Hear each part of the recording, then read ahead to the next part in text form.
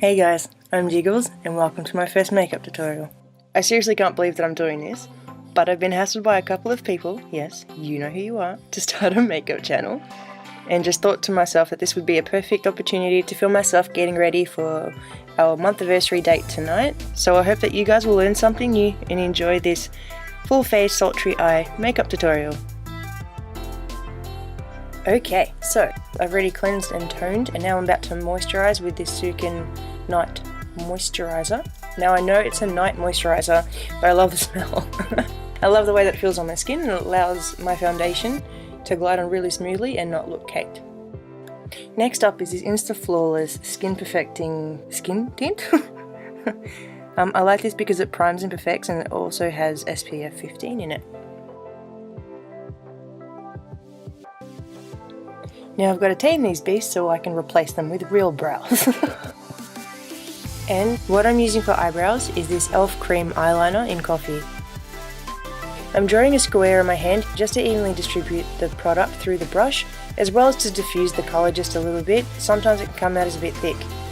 You wouldn't want to go straight onto your brow with it. You just want to make sure that it's the right consistency first. So I'm just outlining my brows now, and then I'll fill in any sparse spots. Because there are no real rules with makeup, using this eyeliner for eyebrows is actually a great inexpensive replacement for a dip brow. Then following the cream liner, I'm going out with this BYS or BYS brow definition kit. This is just going in to fill all the sparse spaces as well as to lock the eyeliner in place. Just working it through this front area to make sure it's blended and that doesn't look too block-like. And with this brow brush and comb, I'm just going through the front of it just to smooth out and to diffuse any harsh lines, as well as to blend the product through properly and make it look seamless and flawless. Afterwards, I'm going on with this Fit Me Concealer by Maybelline. The label is completely gone. And just cleaning up the edges. If you weren't precise when you were filling out your eyebrows, or if the product spread when you were trying to blend it in, this is a great way to clean it up.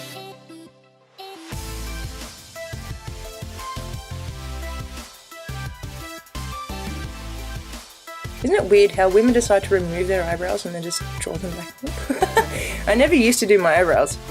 Well, I mean by like drawing them on. But after trying it out, I can't really live with that. Now I feel kinda almost naked. Once I'm happy with the way that it looks, I'm grabbing this Brow This Way styling gel in clear, just to lock the hairs in place.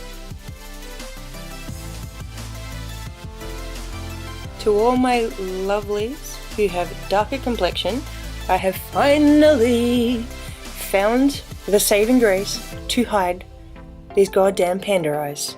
I know very much about the panda eyes. Doesn't matter how many concealers or what sort of products I've tried to use, it never seems to work out. So just by putting this orange concealer underneath, it'll actually color correct the area and it'll help foundation and concealer last longer so the dark circles aren't seeping through. Now with this damp beauty sponge, I'm going through and putting on my foundation just by dabbing it onto my face and getting in between all the little creases, making sure it's flawless all over.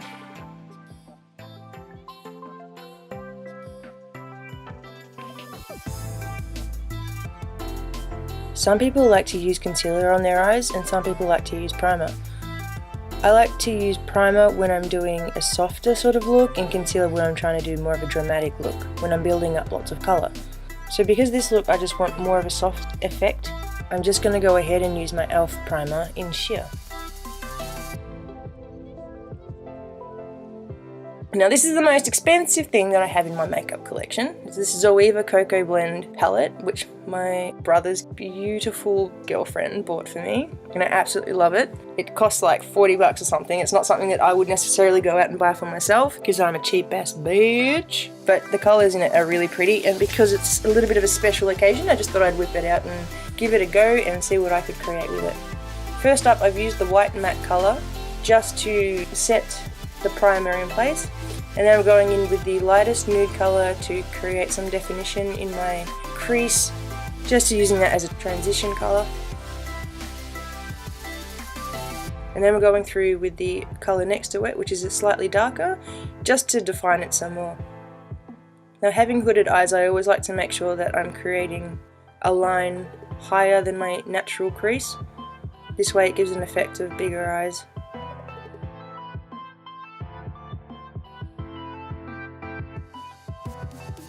Now I'm taking this black kind of greyish colour and just dabbing this along my eyelid. Now I don't want to go too dark with this look, so I'm just patting it on here, and then what I'm going to do is blend it out with a blending brush. If you want to get a darker effect, you can always wet your brush. The best way to do it is by using a setting spray, or I've heard you can use eye drops for the same sort of effect. And this will help put more pigment onto your eyes and help it also last longer.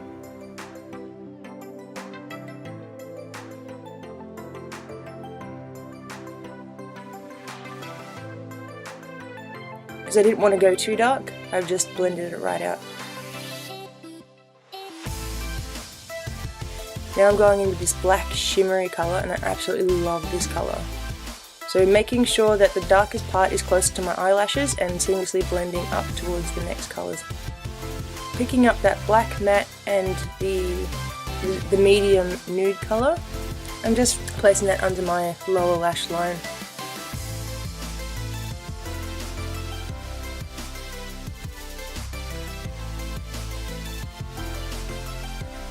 For eyeliner, I'm using this Kat Von D Tattoo Liner. This is not something that I would use all the time because it was a bit expensive.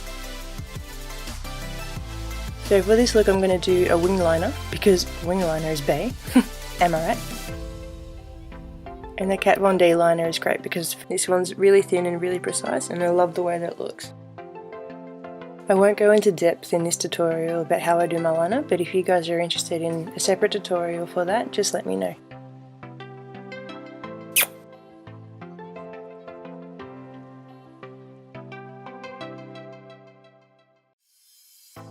Next I'm going with this Rimmel Exaggerate waterproof eyeliner. I've been using this eyeliner since I was about 16. Now, I don't love it, but you know, it does the job. It tends, like, I find that most eyeliners that I try end up smudging and smearing, which is absolutely horrible. And this one I find it's mainly just in the corners that it smears, which is okay because it's easy enough to clean up. But if you guys have any better ideas about which eyeliners to use that doesn't smudge, please let me know in the comments below. Next up is my Maybelline Instant Age Rewind Eraser Dark Circle Concealer. That's such a bloody mouthful. What we're doing is placing it under for our dark circles on the points of the nose, forehead and chin, and this is highlighting as well as covering up any blemishes. When you blend this out, the way that I like to do it is start from the bottom and work my way up, otherwise I'm just pushing the product down my face and it kind of defeats the purpose of covering up any dark circles. So working from the bottom up means that the majority of the product will actually be where you want to hide the dark circles.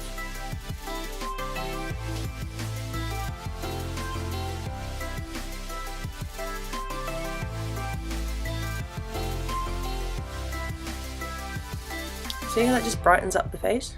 I do really love this concealer, but I find that it doesn't really last long without the orange base underneath for me specifically.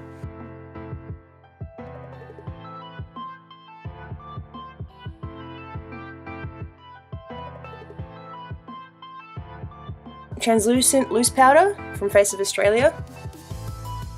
Now I'm just baking it on, which pretty much just means that I'm putting a lot on and I'm not going to blend it out. Just putting it all over where I put my concealer. I love this contour stick. Oh my god, it's awesome. A lot of people like to contour with more of a cool tone, that it looks more like shadows, but I kind of feel that it looks more like mud when I put it on my face. It's a bit dirty. So I like to go with a warmer tone here and just contour my cheekbones, around my forehead, my nose, just to, I don't even know why I contour my nose. Slim it down kinda. I just like the way that looks. And also around the jaw, just to make it look like we have one chin and give us some bone structure. So I'm using a buffering brush here just to buff out the colour first, and then I'm going to go with the sponge and blend it out.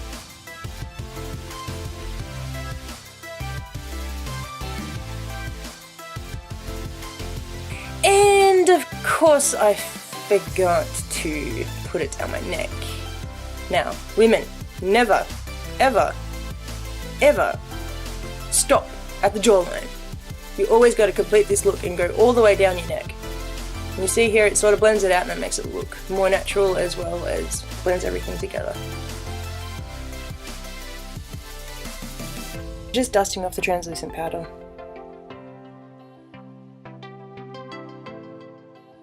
Next I'm grabbing this bronzer that I got from Chemist Warehouse, for those of you who live in Australia and want to know.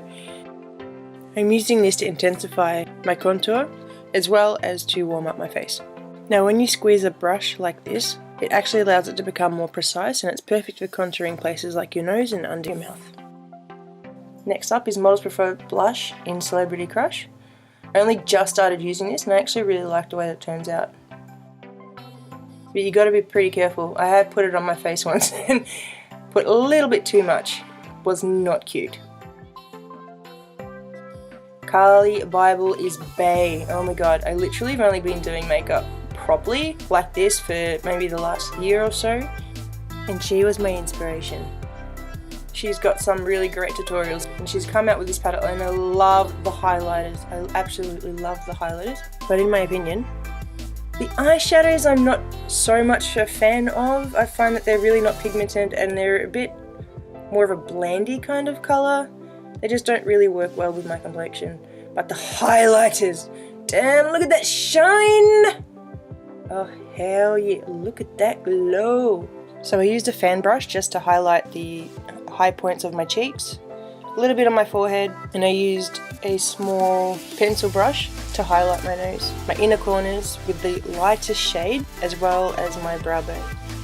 Now using Telescopic mascara from Loreal is the most insanely gorgeous mascara I think I've ever used. It defines every single lash and just gives you this kind of look. Now it can be a bit pricey. Like, I think they're generally between like $26 or $28 for this, but I get mine from Chemist Warehouse, where there's usually lots of sales going on, and I think I paid, I don't know, somewhere under 20 bucks for it. It was great.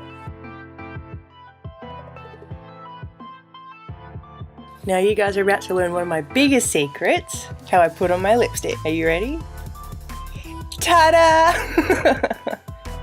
So I get lots of questions about how I put my lipstick on, and I just thought I'd show you guys how I did that. It's a bit of a strange thing to look at, and it's pretty funny after I'm done, and if I decide to take a selfie, because I'm not vain at all. Sometimes I forget to flip my piercings around and it just looks ridiculous. I'm just using this dupe. It is a dupe, people. It's not a real Lime Crime lipstick, which came from China, and I paid like $2 for it, plus $2 shipping. I really don't like how they brand these lipsticks, because when I went to purchase it, it actually didn't even say anything to do with Lime Crime on it. But it's probably my most favourite lipstick that I own. It lasts so well. What the hell is that? Freaking mascara.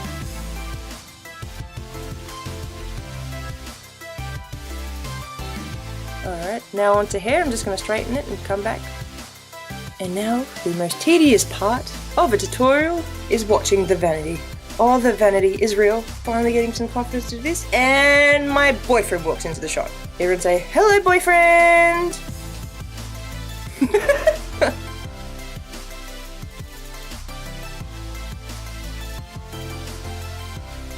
And then, of course, I forgot my setting spray, but I'm just putting that on now from Models Prefer, just to make it last all night. Thank you guys so much for watching and getting ready with me. If you liked this tutorial and would like to see more, just let me know. Click here to subscribe, and I'll be coming up with more videos soon. Mwah!